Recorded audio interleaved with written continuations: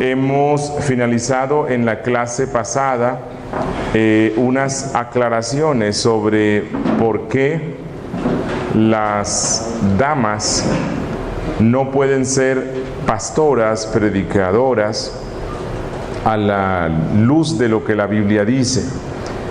Una pregunta que se suele hacer hoy es, bueno, y si las mujeres no pueden ser pastoras, estar en autoridad y liderazgo eclesiástico, entonces ¿qué hacemos con esas damas a las cuales Dios les da muchos dones y capacidades? Si Dios les da esos dones, ¿no es para que ellas los ejerzan en el seno de la iglesia? Bueno, sí, pero deben ser ejercidos de acuerdo a los roles y el principio de autoridad, sujeción que Dios ha puesto. Y es mejor estar en el sitio que Dios dice que se debe estar que tratar de buscar algunos pasajes oscuros para apoyar la rebeldía contra los principios claros que la Biblia tiene. Y de todo esto concluimos que Dios quiere proteger a la mujer y darle un lugar de honra al asignar al hombre la responsabilidad de amarla, guiarla, santificarla y ser su cabeza. Vamos a continuar. No sé si recuerdan el cuadrito que les mostré respecto al gobierno de la iglesia. Dentro de este gobierno hemos visto que además de los pastores o ancianos en la iglesia existen otros oficiales, existe otro oficio que es el de los diáconos, los cuales son presentados en la Biblia como asistentes o colaboradores de los pastores. Y me agradaría que revisáramos un poco a la luz de la Biblia en qué consiste esto de los diáconos, especialmente porque me he dado cuenta que en casi todas las denominaciones, incluso el catolicismo, este oficio de los diáconos no se cumple conforme a lo que la Biblia dice, sino que se le llama diáconos, pero cumplen otra función distinta a lo que la Biblia muestra. Ya hemos ido varias veces a Filipenses 1:1, donde el apóstol Pablo, hablando de los oficiales de la iglesia, pone a los diáconos al lado de los obispos, es decir, los diáconos son colaboradores, asistentes, están allí al lado y al pie de los ancianos con el fin de colaborarles. Ahora, ¿colaborarles en qué? Los diáconos, al no ser ancianos, no son autoridad espiritual, en el sentido de que la función principal que ellos tienen no es predicar, aunque si algunos tienen el don, pueden hacerlo eventualmente. Su función no es la consejería bíblica, aunque en ocasiones pueden colaborarle a los ancianos. Su función no es gobernar en asuntos espirituales. Entonces, ¿cuál es la función que los diáconos tienen?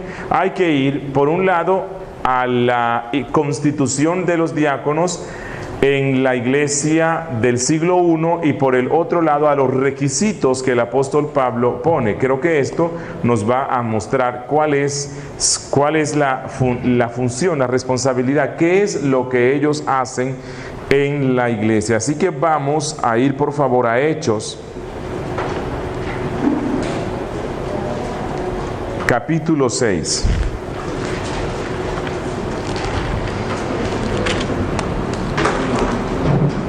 Capítulo 6.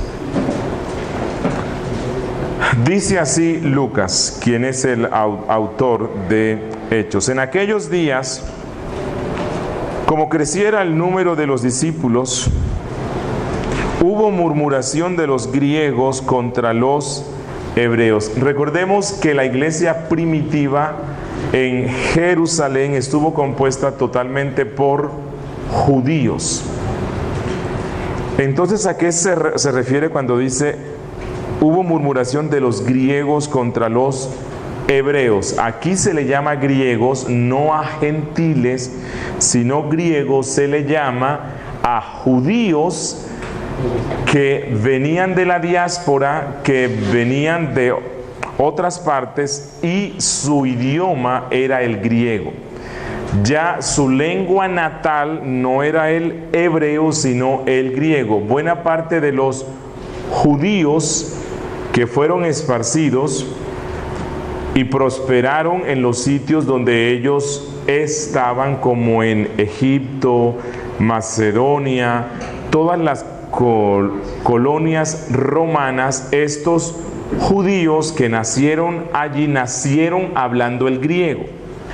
Entonces, había unos cuya lengua natal era el griego y otros, los de Palestina, cuya lengua natal era el hebreo. Entonces ellos distinguían entre judíos griegos porque hablaban el griego y los hebreos porque esta era su lengua principal. La queja que surgió es que las viudas de los griegos, o sea, de los judíos que hablaban griego, eran desatendidas en la distribución diaria. Bueno, ya como se pueden dar cuenta, los conflictos internos en las iglesias locales no son exclusivos de nuestro tiempo. No es algo que es que esta iglesia en la que estoy yo está llena de... No. En la propia iglesia apostólica, pastoreada por los apóstoles y los hermanos de Cristo, Jacobo, que era uno de los que estaban allí pastoreándola, en esta iglesia, cuyos miembros muchos habían conocido a Cristo, ya se estaban dando conflictos y se estaban dando murmuraciones. Así que aunque no vamos a sentirnos contentos porque la iglesia nuestra también tiene eso, pero tampoco vamos a desesperarnos, ¿no? En el punto de que, ay, pero es que ¿cómo así esta iglesia que son cristianos? Y mira, bueno, en la iglesia apostólica misma se presentaba. Ahora, ¿cuál era la crisis? ¿Cuál era el conflicto? Para ese tiempo existían muchas viudas. Viudas por las guerras, viudas por el hambre, también se daban pestes. Y a causa de esas muchas viudas, las cuales eran atendidas por la iglesia, parece que los recursos o no alcanzaban o no se estaban distribuyendo bien. Lo cierto es que los judíos griegos, miembros de esta congregación, tienen la impresión de que sus viudas no están siendo tan apreciadas y atendidas como el de las viudas de Palestina. Entonces, la solución que los apóstoles dan, dice en el verso 2, entonces los 12 convocaron a la multitud de los discípulos y dijeron: no es justo que nosotros dejemos la palabra de Dios para servir a las mesas. Quiero que observemos aquí varias cosas. En primera instancia, a pesar de que los 12 fueron dados como fundamento de la iglesia, ellos sí eran realmente el colegio apostólico, no como algunos pretenden hacer hoy. Ellos realmente eran el colegio apostólico de la iglesia. Pero ellos no se consideraron una casta aparte, aunque ellos sí tenían un llamado especial y extraordinario como los que ponen el fundamento. A pesar de todo esto, ellos no se miran aparte de la iglesia o como una casta superior que impone todas las cosas. Ellos sí imponen autoritativamente la doctrina porque ese fue el mandato que le dio Dios. Pero algunas cosas relacionadas con la administración de la vida eclesiástica que se dan como resultado de estas situaciones conflictivas, ellos convocan a la asamblea de miembros, la consultan y la ponen a que tomen decisiones, distinto a lo que se hace en el sistema episcopal, donde el clero se mira como una casta superior y aparte, y ellos toman todas las decisiones y prácticamente los miembros no se toman en cuenta. Lo mismo sucede con el sistema monoobispal, donde un hombre que funge prácticamente como dueño de la iglesia es el que toma todas las decisiones y no consulta a los miembros. Aquí encontramos un sistema de gobierno donde hay unos ancianos que están gobernando, pero a la misma vez hay un congregacionalismo, hay una congregación que es consultada. 2, quiero que resaltemos aquí que los ancianos, en este caso los apóstoles, quienes eran también ancianos de esta primitiva iglesia, ellos muestran aquí cuál es la función principal de los ancianos. Ellos dicen: no es justo que nosotros dejemos la palabra de Dios para servir a las mesas. La función principal de los pastores es predicar. Eso es en lo que más deben concentrarse ellos, eso es a lo que más deben dedicarle tiempo. Hay iglesias en el sistema congregacionalista pleno y en otros sistemas en los cuales ellos evalúan el trabajo de pastor de acuerdo a la cantidad de visitas a las casas que él haga semanalmente. Si bien es cierto que el pastor debe eventualmente visitar a sus miembros y conocerlos más, esta no es la función principal que la Biblia le da. Otros evalúan el trabajo del pastor dependiendo de cuánta buena administración en la iglesia hay, si se pintaron, si se pintó el templo, si tienen emisora, si tienen esto otro. Hay pastores que fungen más bien como gerentes y entonces están frente a emisoras, librerías y otras cosas que las iglesias tienen. Pero los pastores de esta congregación dicen: mira, no es justo. No es justo que tengamos que ocuparnos en cosas distintas a nuestra responsabilidad principal, que es la predicación de la palabra de Dios. Cuando a un pastor se le pide que ocupe buena parte de su tiempo en visitas a las casas o en administrar esto y en hacer esto otra cosa, que no es lo que la Biblia manda, las predicaciones de este pastor van a ser muy pobres. Muy pobres, y en última, el poco tiempo que tienen les llevan simplemente a reencauchar predicaciones que han dado otros. Y la predicación bíblica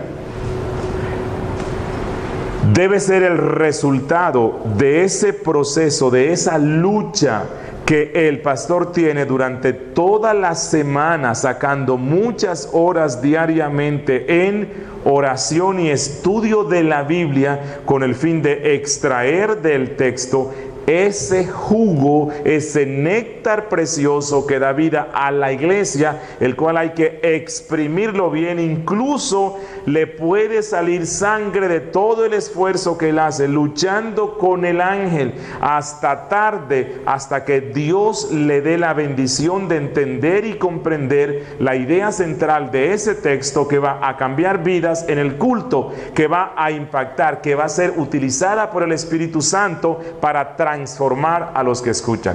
Eso no se obtiene preparándolo en 1 hora, en 2 horas, en 3 horas, ni en 10 horas. Se necesita mucho tiempo diario para que un pastor pueda hacer eso. Y eso es por lo cual los apóstoles dicen: no es justo que dejemos la palabra de Dios para servir a las mesas, pero a la misma vez era una necesidad.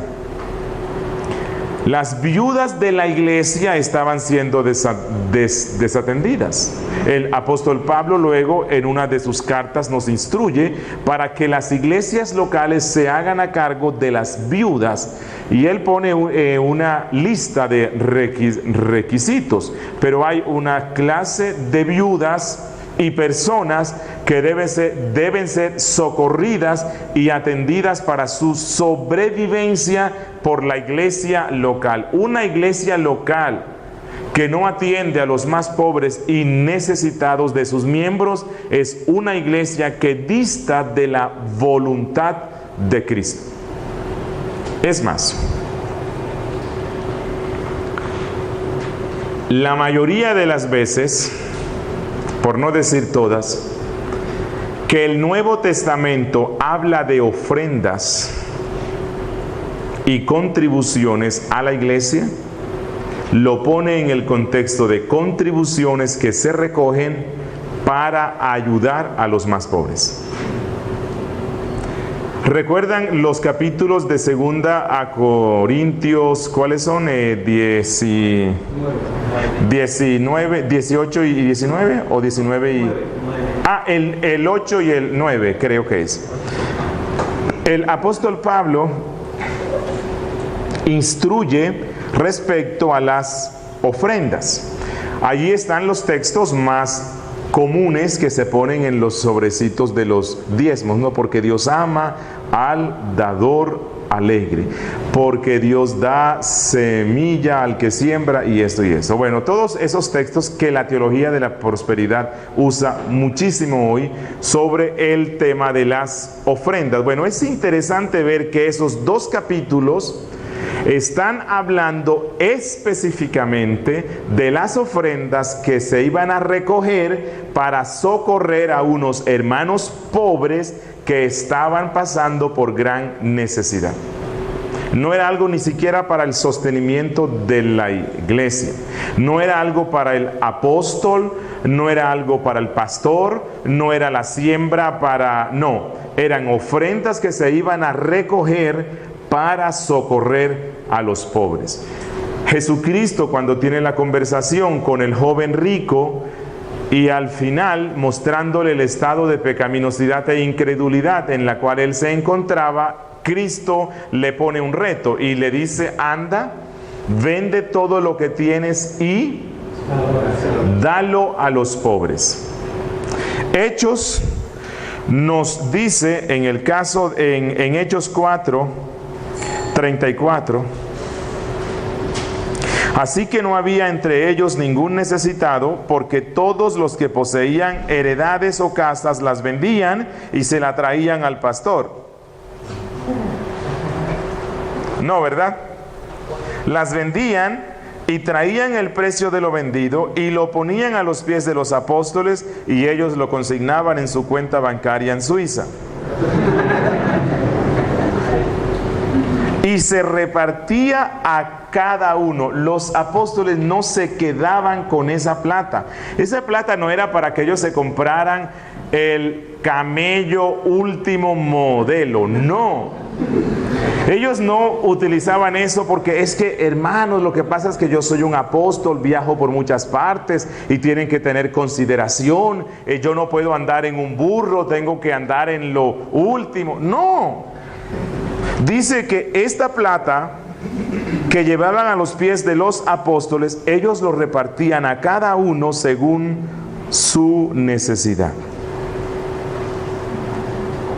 Y creo que el resto de las veces que la Biblia habla sobre las ofrendas, Pablo, instruyendo creo que a los filipenses, les dice que recojan las ofrendas el primer día de la semana, para que cuando él vaya no tenga que recogerla, y da instrucciones porque esas ofrendas eran para llevarla a hermanos que estaban pasando por una gran necesidad. Así que creo que el 100% de las veces que el Nuevo Testamento habla de las ofrendas, lo pone en ese contexto, excepto cuando en los evangelios se habla de las ofrendas que se llevaban al templo. Pero hablando de la iglesia cristiana, hay un fuerte énfasis en que buena parte de las donaciones que la iglesia recibe deben ser usadas para suplir las necesidades de los pobres. Continuemos en el capítulo 6.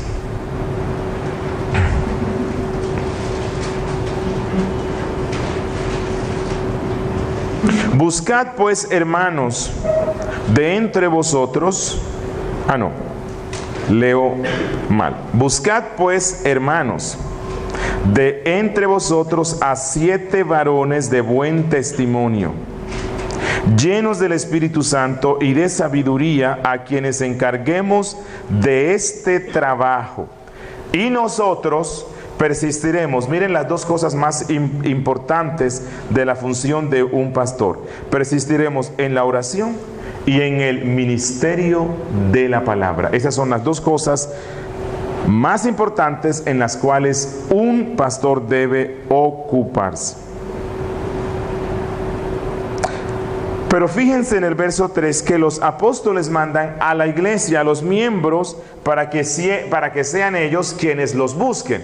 Pero los apóstoles, que son los que dan la doctrina, que es autoritativa para la iglesia, ellos les dicen cuál es la cualificación, cuáles son los requisitos que deben ver en los hombres. No es simplemente que ellos dicen, bueno, busquen, como pasa hoy, ¿no? Hoy día en el sistema congregacionalista, que es un sistema donde la asamblea se convierte en la máxima autoridad, necesitan a un diácono, a un profesor de la escuela dominical, y es, bueno, ¿quién quiere?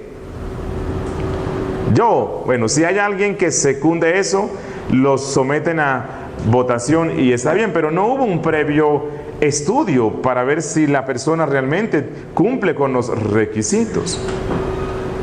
Aquí, aunque los apóstoles le dan la oportunidad a la membresía para que busquen a los hombres, este no es un sistema congregacional pleno.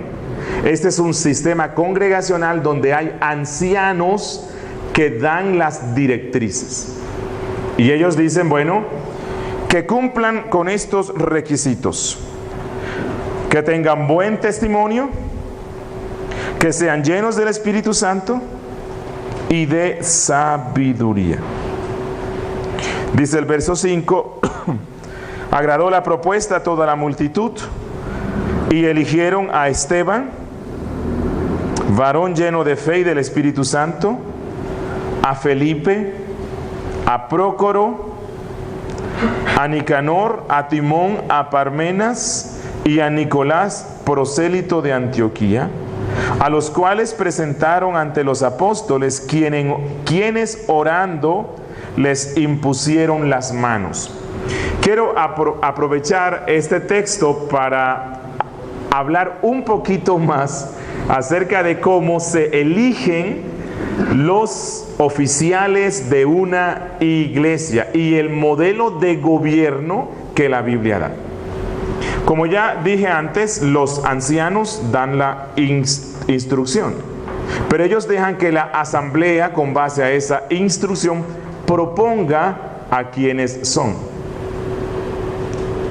Y luego que la asamblea toma la decisión de quiénes son. Bueno, ¿cómo fue esto, verdad? O sea, ¿cómo ellos llegan a la decisión de que estos 7 hombres son? Dice que eligieron a Esteban. Ahora, este elegir, si lo vemos desde los principios de la nueva hermenéutica, o sea, desde nuestro contexto, entonces vamos a imponer al mundo del primer siglo la democracia como nosotros la practicamos hoy. Eligieron no debe ser entendido así, porque ellos no practicaban la clase de democracia que nosotros practicamos hoy. Más bien debe ser entendido como que todos, en un común sufragio, llegan a la conclusión que estos 7 hombres son los más aptos para cumplir esta función de diáconos. Y común sufragio es que todos estuvieron de acuerdo. Sí hay cierta democracia, sí, pero no es como nosotros la concebimos hoy, que es la competencia entre dos para ver quién saca más votos. No, la buena parte o toda la congregación estuvo de acuerdo en que estos 7 hombres eran. Bueno, posiblemente hubo votos, sí, posiblemente, no sé, pusieron a que cada uno levantara la mano, lo escribieron en un papelito, mandaban mensajes por WhatsApp y recibieron no. Lo cierto es que toda la asamblea estuvo de acuerdo que estos 7 hombres eran. Pero que no es una democracia plena y que no es un congregacionalismo pleno, se deja ver en que ellos los presentan a los apóstoles. Ellos eran, los que iban a ordenarlos, porque ellos iban a verificar que sí se cumpliera con los requisitos que ellos habían dado. Y aquí hay una ordenación, los cuales presentaron ante los apóstoles o los ancianos, porque estos son aquí de esta congregación, quienes orando les impusieron las manos. La ordenación de los oficiales es un principio bíblico. Hay denominaciones donde están en contra de las estructuras de gobierno en las cuales prácticamente no se da esto de la ordenación. Es algo insignificante, es algo como que no importa mucho, pero en la Biblia, tanto en el caso de los diáconos como en el caso de los ancianos, vimos que ellos fueron ordenados. O sea, hubo un reconocimiento de previos líderes de la iglesia diciéndoles, ok, nosotros como autoridad espiritual reconocemos que ustedes son estos dones que Dios ha dado. Cuando dice les impusieron las manos, es que era un reconocimiento. Ellos daban el reconocimiento de que ellos ya iban a formar parte de ese cuerpo especial. Y como consecuencia de que la iglesia ordenó sus asuntos y que los ancianos se dedicaban a sus 2 funciones más importantes, que son oración y predicación, y que los diáconos estaban cumpliendo con su función, entonces dice el texto que Dios bendecía la palabra y el número de los discípulos se multiplicaba grandemente. Esta es la consecuencia de una iglesia con un gobierno saludable. Es una iglesia donde las cosas van a marchar conforme a la voluntad de Dios. Pero pregunto, entonces, ¿cuál era la responsabilidad de los diáconos? ¿Para qué fueron nombrados aquí? Si bien es cierto que aquí no se usa el término diáconos, porque allí no está, ni en español ni en griego, la función de la que se habla aquí es la función de los diáconos. El término diáconos significa textualmente el que sirve en las mesas. Y eso es lo que dicen los apóstoles en el verso 2, en la última parte. No es justo que nosotros dejemos la palabra de Dios para servir a las mesas. Entonces, los 7 hombres o los 7 diáconos que se escogen aquí, su función no era dedicarse a la predicación, su función no era reemplazar a los ancianos, sino atender una parte del servicio eclesiástico que los ancianos por sus ocupaciones no pueden atender, y específicamente es la labor de misericordia. Los diáconos son los encargados de la labor de misericordia en la iglesia. Este no es un trabajo social para crear una casa donde vengan todos los pobres de la población. No, el trabajo de los diáconos se enfoca en los más necesitados de la iglesia. Ese es el enfoque principal. Ellos han sido dados para que examinen, conozcan quiénes son los hermanos que están pasando por más necesidad, quienes necesitan un socorro urgente de la iglesia. Ellos reciben los recursos, administran los recursos y entonces ayudan a los más necesitados. Ellos gestionan esto. Ellos son un puente entre los más pobres y los más ricos.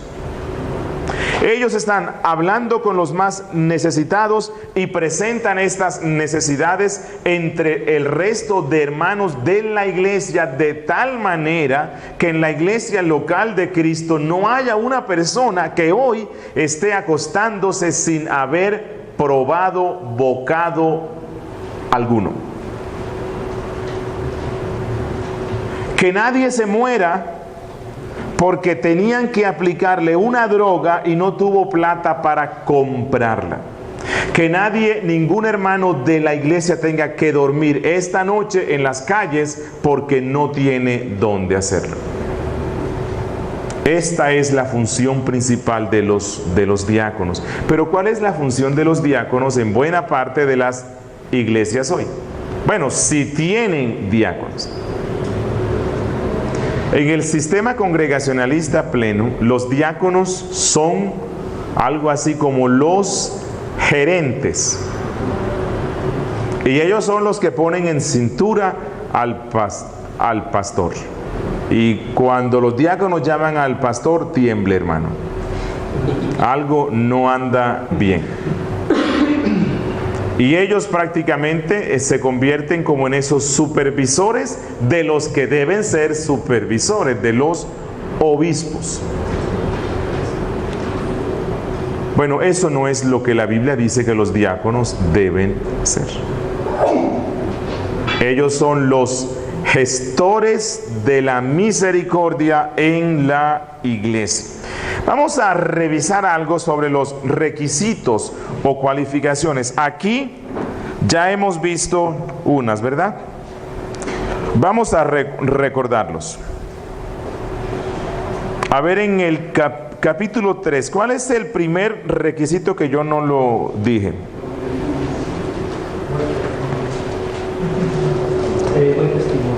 No. Antes está otro. Deben ser varones.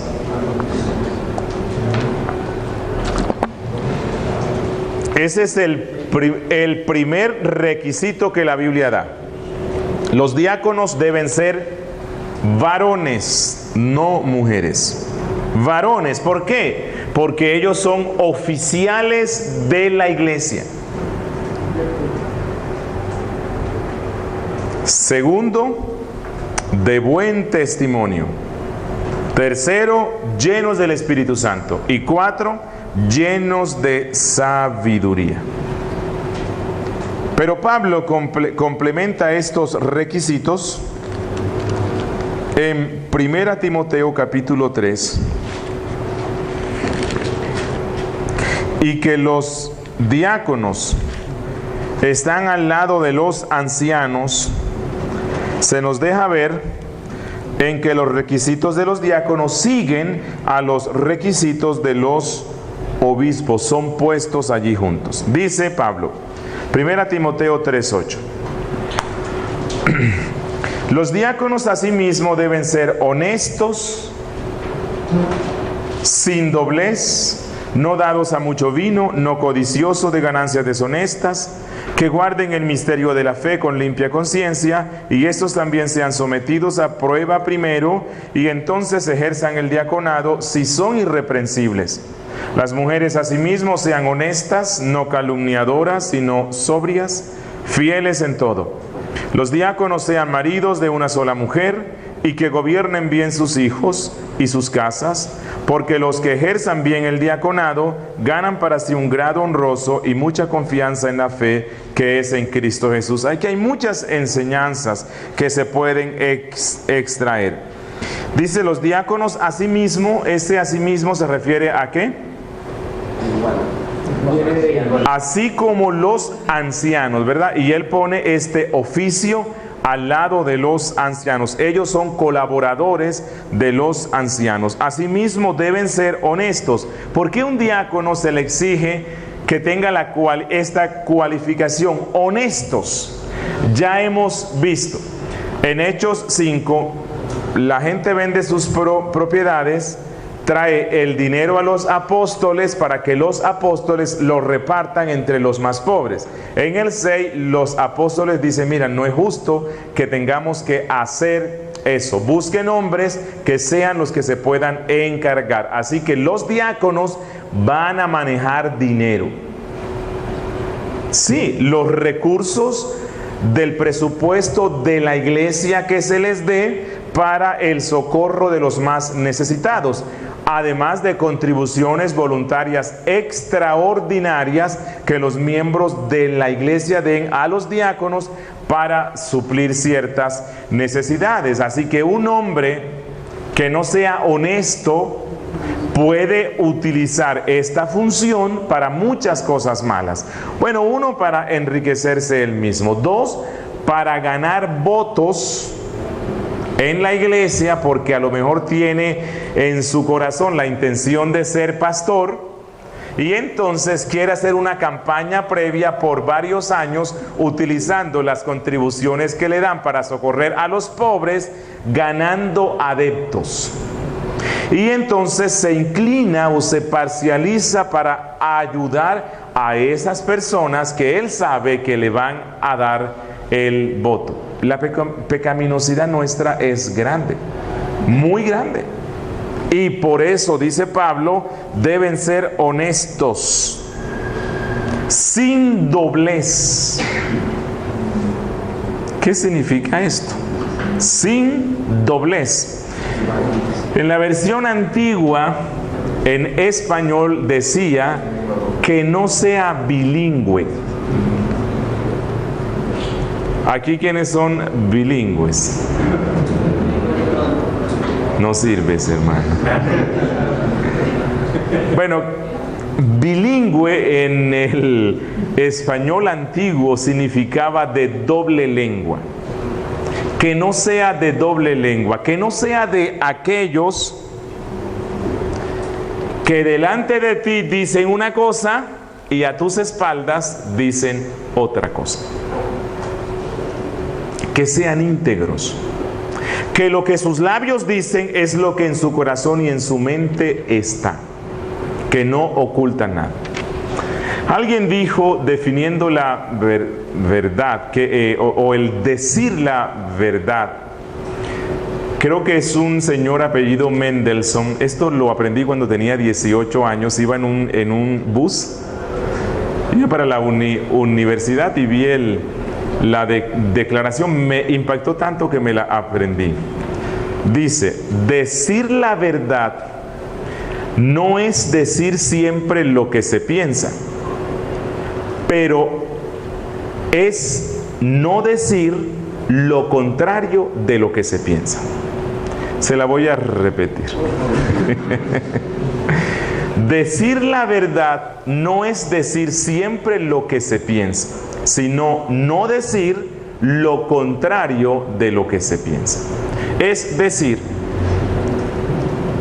cuando yo hablo, cuando digo algo, eso es lo que realmente pienso y eso es lo que realmente siento.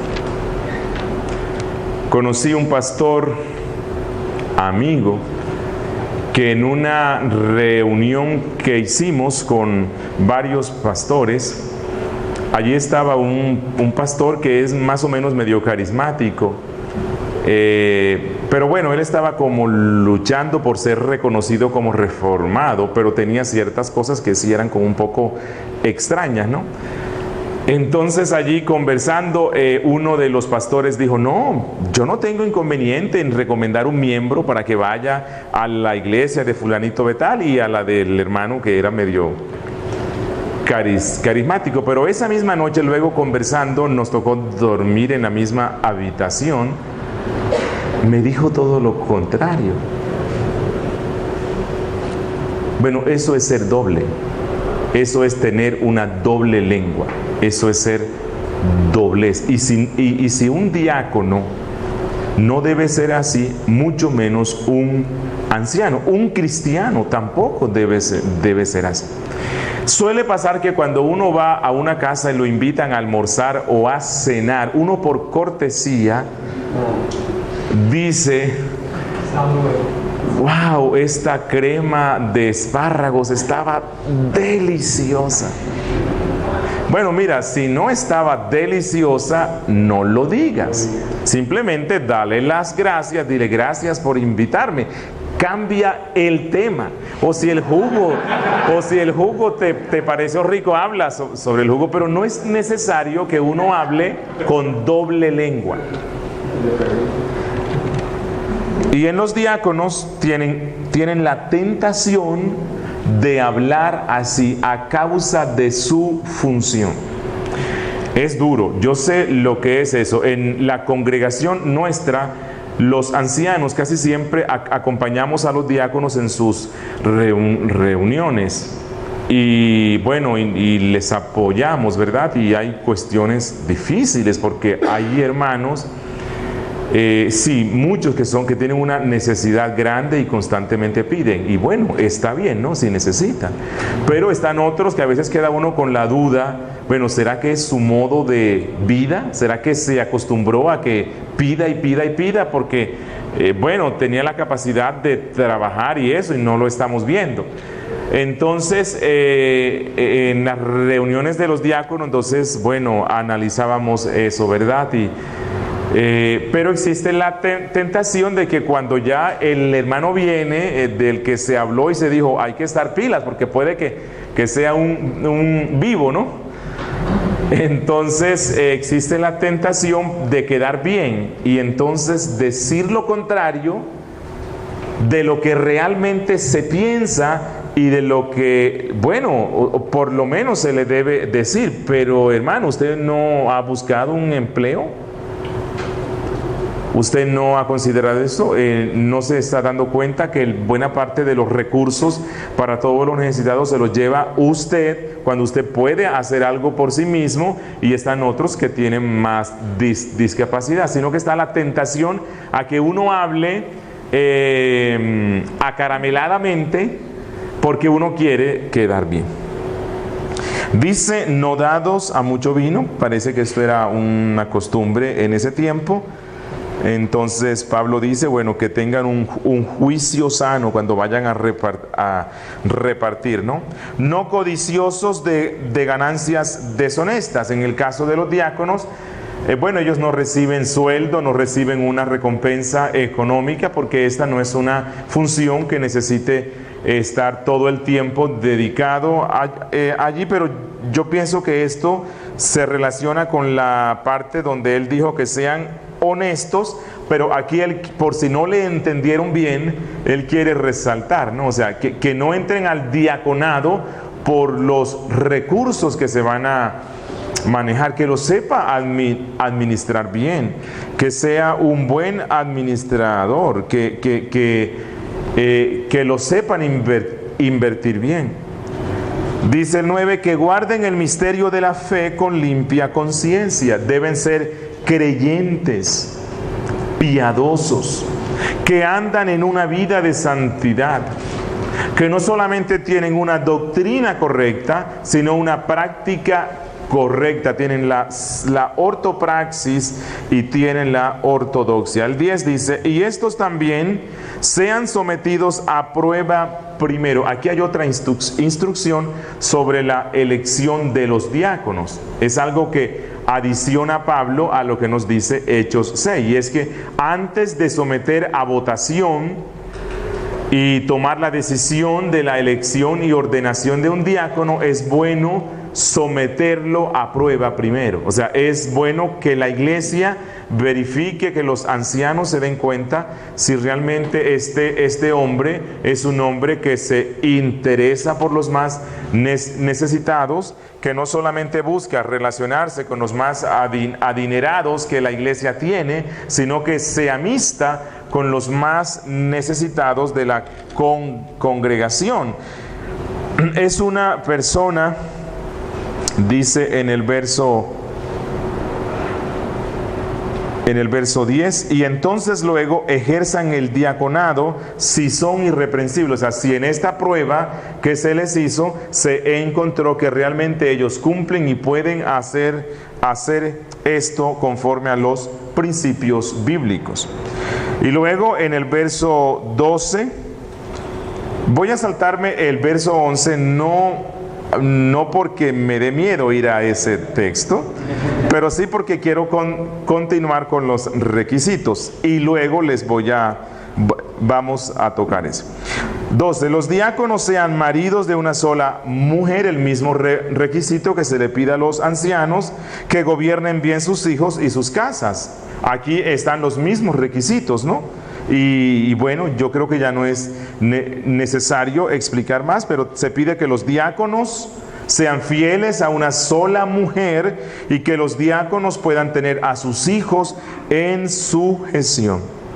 13, aquí hay una recompensa para los diáconos, porque los que ejerzan bien el diaconado ganan para sí un grado honroso y mucha confianza en la fe que es en Cristo Jesús. Aunque el diaconado para algunos no es como la gran cosa, porque no son esos hombres que se paran en el púlpito, que están predicando, que la gente va para consejería, sino que ellos se consagran más en los aspectos materiales de la iglesia. Para algunos puede ser como, uy no, pero yo no quiero eso, es que yo lo que quiero es ser un predicador, yo lo que quiero ser es un pastor. Pero creo, aunque no hay un dogma en la iglesia, en la Biblia sobre ese tema, pero creo que una buena forma de preparar a los hombres que van a ser pastores es que primero sean diáconos. ¿Por qué? Porque cuando primero son diáconos, son hombres que se van a acostumbrar a relacionarse especialmente con la gente más humilde y más necesitada de la iglesia. Son hombres que van a aprender a ser realmente humildes. Y luego cuando ya sean pastores, el título no se les subirá a la cabeza, como muchas veces pasa.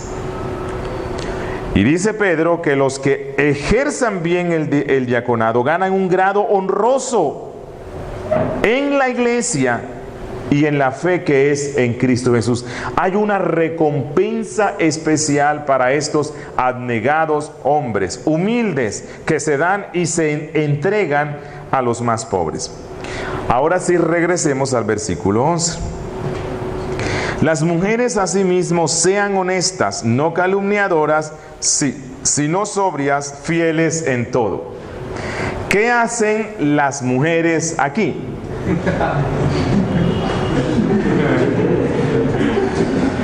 Bueno, algunos pueden decir, bueno, lo que pasa es que Pablo dice que el oficio de los diáconos también puede ser para las damas, porque él está dando aquí los requisitos para ser diáconos, y dentro de los requisitos él dice cuál es la cualificación que las mujeres que van a ser diaconisas deben tener. Bueno, sí y no.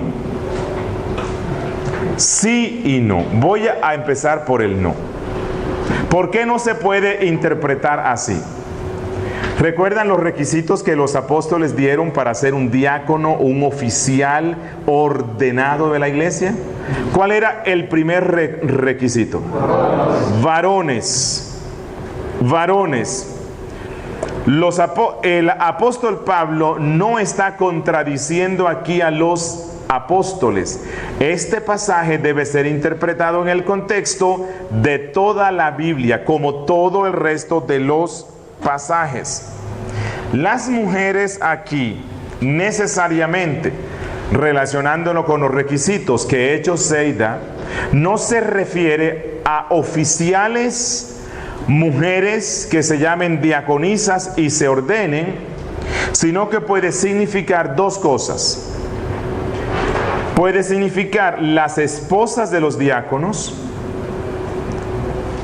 Recuerden, en el oficio de anciano, las esposas de los ancianos no pueden colaborar. ¿Por qué razón?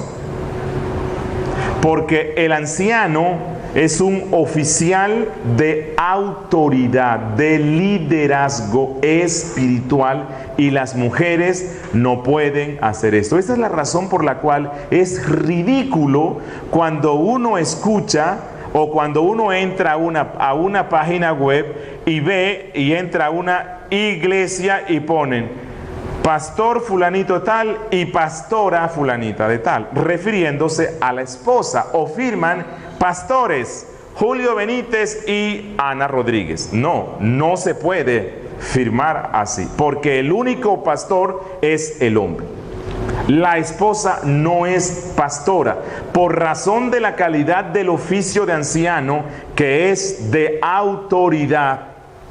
Las esposas de los ancianos no pueden colaborar en eso. Pero en el caso de los diáconos no se trata de una autoridad espiritual, sino que se trata de un servicio material, y las damas, las esposas de los diáconos, pueden colaborar en esas cosas perfectamente. Otra posible interpretación es que no se refiere exclusivamente a las esposas de los diáconos, sino a algunas hermanas de la iglesia que van a ayudar a los diáconos en su función, a las cuales también se les puede dar el nombre de diaconisas, pero no son oficiales ordenadas, porque los únicos diáconos que fueron ordenados en la Biblia eran varones. Puede ser una de estas dos cosas. Dentro de estas damas puede estar la diaconisa Febe, no entendiéndose como que fue ordenada como tal, porque en la Biblia los requisitos son claros, varones. Entonces hacemos aquí una distinción entre diáconos que son oficiales y diaconisas que son asistentes de los diáconos, pero no son consideradas oficiales y no son ordenadas, de acuerdo a lo que ya hemos visto en Hechos 6.